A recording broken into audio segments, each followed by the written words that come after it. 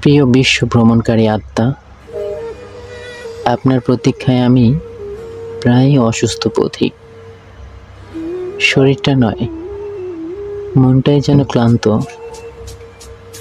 আপনার আগমনের পথ চেয়ে চেয়ে, জানেন, আপনাকে পাওয়ার কোনো অধিকার আমার নেই, তবু একটা চিঠি লিখে ফেলেছি। একটা একতরফা চিঠি, সেখানে শুধু আমি আছি, আপনি নেই। হ্যালো ভিউয়ার্স, আরও একবার স্বাগত জানাচ্ছি ভিন্ন জগৎ 26-এ। এখানে পাবেন ভিন্নধর্মী গল্প, রহস্য আর নতুন নতুন অভিজ্ঞতা। ভিডিওটি শেষ পর্যন্ত দেখুন। আর চ্যানেলে যারা নতুন গল্প শুনছেন, সবার কাছে রিকোয়েস্ট, একটা করে সাবস্ক্রাইব করে দিবেন। প্লিজ প্লিজ প্লিজ কেউ সাবস্ক্রাইব করতে ভুলবেন না। তো চলুন আজকের ঘটনাটা পুরোটা শুনে আসি। তবু আপনি ছাড়া এই চিঠির কোনো অস্তিত্ব নেই। আপনি কি আমার হবেন? এই প্রশ্নটা অবান্তর, তাই জিজ্ঞেস করলাম না।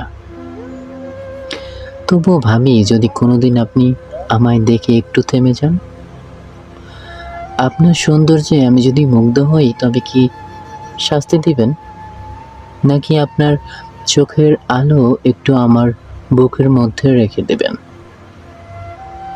আমি জানি আপনাকে দেখিনি কোনোদিন, তবু আপনার স্পষ্ট একটা ছায়া বাস করে আমার কল্পনায়। এতটা ধীর গতি কেন আপনার সেই ছায়া? আসেন তো আবার মিলিয়ে যান, একবারও ধরা দেন না।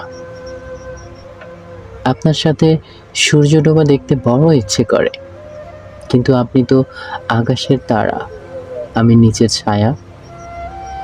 আপনার কাছ থেকে তো কিছু চাইবো না, শুধু চাইবো এক কাপ চা আর একটু সময়। হয়তো আপনি হাত ধরবেন না, তবু পাশে বসে থাকবেন একটুই। আর হ্যাঁ, ওই দিগন্তের রাস্তা দেখছেন? আমি একা পার হতে পারি না, আপনি একটু সঙ্গ দিবেন। এই চিঠি হয়তো কখনো আপনার কাছে পৌঁছবে না, তবুও বুকের ভেতরে একরকম শান্তি লাগে। ভাবতে ভালো লাগে, হয়তো আপনি একদিন এই চিঠিটা পড়বেন, একটুখানি হেসে বলবেন, তুমি আমাকে ডেকেছিলে। আপনার অপেক্ষায় একজন চির প্রতীক্ষমান আত্মা।